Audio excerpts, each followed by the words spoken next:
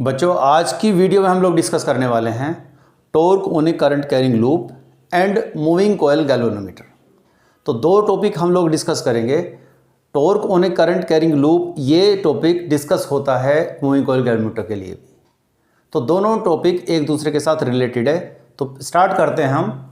Torque on a current carrying rectangular loop in magnetic field. मान लीजिए बेटा, आपने नॉर्थ और साउथ पोल रखा और उसके बीच में एक रेक्टेंगुलर लूप रख दी। मान लीजिए नॉर्थ इधर है और बेटा इधर है साउथ। तो इसके बीच में एक ऐसी रेक्टेंगुलर लूप रख दी है जो कुछ एंगल थीटा पे है। थीटा पे मतलब आप ऐसे समझ सकते हैं कि लूप अगर इधर नॉर्थ है और इधर साउथ है और लूप अगर ऐसे रखते हो ऐसे, तो ये इस वक्त एंगल 0 बना रही है। अगर ऐसे रखोगे तो कुछ एंगल बना रही है थीटा। तो किसी पर्टिकुलर इंस्टेंट पे ये एंगल थीटा बनाती है। तो बेटा हम लोग इसकी सभी आर्म्स पे फोर्स निकालेंगे। जैसे इस आर्म पे फोर्स निकालें तो देखो मैग्नेटिक फील्ड इस तरफ है और इसमें करंट जा रही है ऊपर की तरफ और ये लेंथ है L। तो इस पे मैग्नेटिक फोर्स क्या होगा? BIL sin 90। sin 90 क्यों? क्योंकि मैग्नेटिक फील्ड और I के बीच में एंगल 90 है, तो इतना मैग्नेटिक फील्ड हुआ। और इसको अगर फोर्स की डायरेक्शन को कैलकुलेट करना है तो आप देखो बेटा, ये मैग्नेटिक फील्ड है इस तरफ, ये करंट की डायरेक्शन है ऊपर, तो फोर्स गया अंदर की तरफ। तो इस पे फोर्स जो ये शो किया है ये अंदर की तरफ है F1।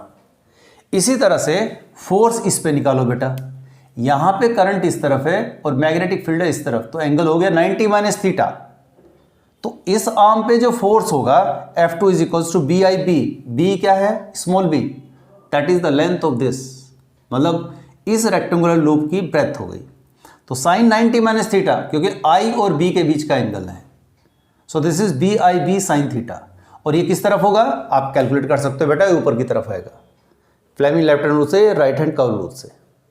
आप देखो I से B की तरफ घुमा दो तो फोर्स ऊपर की तरफ जाएगा, दिस इज F2। इसी तरह से फोर्स ऑन आर्म RS निकालोगे, ये आउटसाइड डायरेक्शन में आएगा और ये BIL साइन 90 होगा। इसी तरह से S और R पे मैग्नेटिक फोर्स निकालोगे तो F4 is equals to BIB sine 90 sine theta. तो ये हो गया, this is in downward direction. आप देखते हो बेटा, ये फोर्स अंदर की तरफ, ये फोर्स बाहर की तरफ, ये ऊपर की तरफ, ये नीचे की तरफ, ये दोनों फोर्सेस एक ही लाइन में हैं और दोनों forces F2 and F4 equal आ रहे हैं, तो इनका रिजल्टेंट 0 हो जाता है बच्चे। तो दोनों फोर्सेस का रिजल्टेंट 0 हुआ। बचे कौन से? बचे फोर्सेस F1 और F3। ये दोनों फोर्सेस ऐसे हैं जिनका लाइन ऑफ एक्शन सेम नहीं है। जैसे मान लीजिए एक रोड है, इस पे अब एक फोर्स इधर लगाओ और एक फोर्स इधर लगाओ, तो क्या ये रोड घूमेगी? नहीं, क्योंकि लाइन ऑफ एक्शन सेम है, दोनों एक ही लाइन में लगे हुए हैं। लेकिन अगर एक रोड है, एक फोर्स इधर लगा दो, एक फोर्स इधर लगा दो, अब ये ऐसे घूम जाएगी।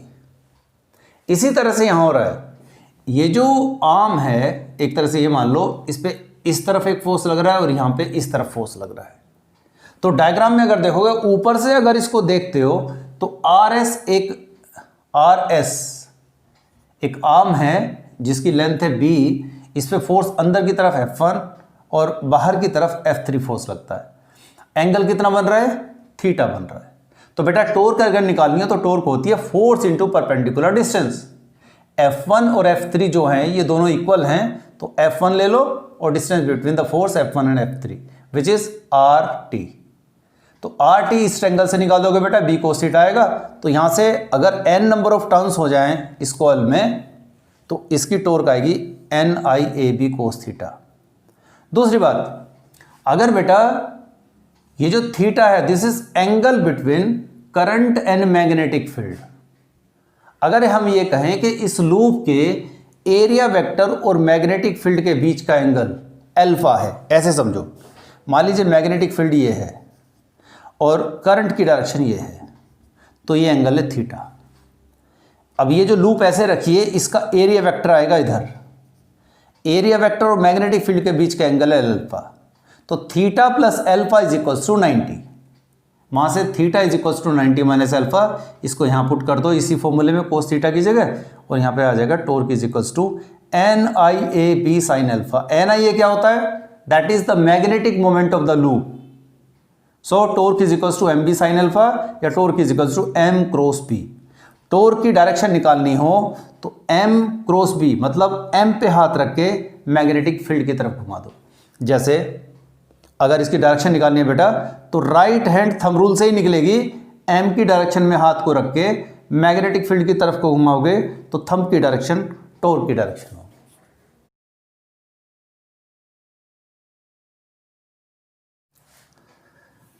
तो बेटा अभी हमने डिस्कस किया था torque on a current carrying rectangular coil.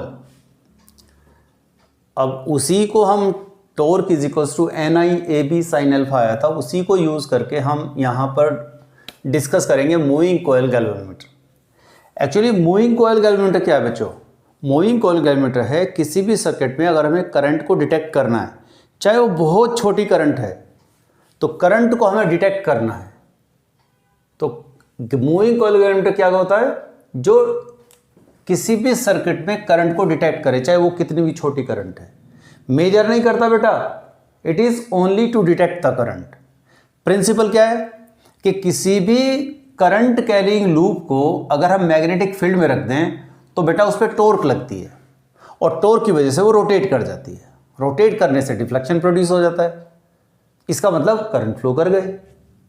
तो आप इसको डायग्राम के अनुसार समझ सकते हो कि ये अंदर की स्ट्रक्चर है, एक नॉर्थ पोल एक साउथ पोल, और ये एक तरह से हॉर्स शू टाइप मैग्नेट है इस तरह की कर्व में। तो ये नॉर्थ और ये साउथ, इनके बीच में एक आर्मेचर कोयल रखी है और बीच में यहाँ पे एक स्प्रिंग है। तो करंट यहाँ से फ्लो करती है और इस कोयल में फ्लो करती है। ये कोयल लिपटी होती है आयरन कोर के ऊपर, और फिर ये स्प्रिंग से होती हुई करंट जाती है T2 में।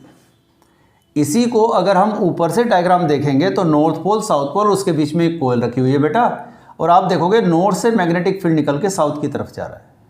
अगर कोयल इस तरह से रखी हुई है, हमने इसको हॉर्स शू टाइप इसलिए बनाया है ताकि हर स्टेज पे एंगल अल्फा 90 बने। जैसे कोयल अभी इस प्लेन में है तो इसका एरिया वेक्टर इधर हुआ, तो ये एंगल मतलब ये वाला मैग्नेटिक फील्ड इस तरफ लिंक्ड है और ये इसका एरिया वेक्टर, तो एंगल 90। मान लो कोयल इस फॉर्म में आ गई तो इसका एरिया वेक्टर इधर होगा। अब मैग्नेटिक फील्ड ये अटैच्ड है और इसका एरिया वेक्टर इस तरफ है, तो अभी भी एंगल 90। तो इसको बोलते हैं radial magnetic field. Radial magnetic field का मतलब है कि कोयल घूम के किसी भी स्टेट में चली जाए बेटा, अल्फा हमेशा कितना रहेगा? 90 डिग्री। तो टॉर्क होती है हमारी NI/AB sin अल्फा, और हमने रेडियल मैग्नेटिक फील्ड बनाया बिकॉज ऑफ बीच में सिलेंड्रिकल आयरन कोर यूज करके और horse shoe type magnetic poles use करके। तो अल्फा हो गया रेडियल मैग्नेटिक फील्ड के लिए 90, तो टॉर्क हो गई हमारी NI/AB। ये क्यों बनाते हैं हम?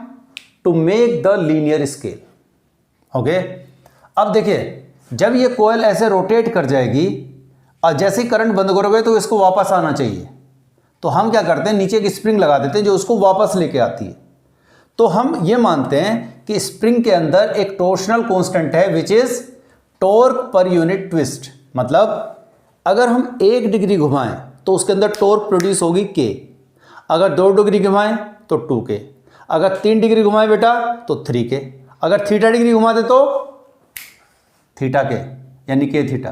तो इतनी टॉर्क प्रोड्यूस होगी, और किसी भी पोजीशन में करंट की वजह से इतनी टॉर्क और स्प्रिंग की वजह से इतनी टॉर्क। करंट की टॉर्क चाहेगी वो डिफ्लेक्ट हो, स्प्रिंग की टॉर्क चाहेगी वो वापस ओरिजिनल पोजीशन पाए। वहां रुकेगा डिफ्लेक्शन जहां पर ये दोनों टॉर्क इक्वल होंगे।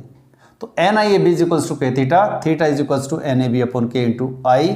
इसका मतलब ये सारी चीजें तो कॉन्स्टेंट है बच्चों, तो theta direct proportional to I। इसका मतलब जितनी करंट प्रोड्यूस करोगे या जितनी करंट इस मूविंग कॉइल गैल्वेनोमीटर में फ्लो कराओगे उतना ही डिफ्लेक्शन आएगा। मतलब ऐसे समझो जैसे स्केल है, ये 0 1 2 3 4 5 1 2 3 4 5। अगर आपने करंट फ्लो नहीं कराई तो डिफ्लेक्शन यहाँ है, थोड़ी सी करंट फ्लो कराई तो डिफ्लेक्शन यहाँ है, और ज़्यादा करंट फ्लो कराई तो यहाँ है, और ज़्यादा करंट फ्लो कराई तो यहाँ है। देख रहे हो थीटा बढ़ता जा रहा है। तो जितनी ज़्यादा करंट फ्लो कराओगे उतना ज़्यादा डिफ्लेक्शन आएगा। ये है theoretical aspect of moving coil galvanometer.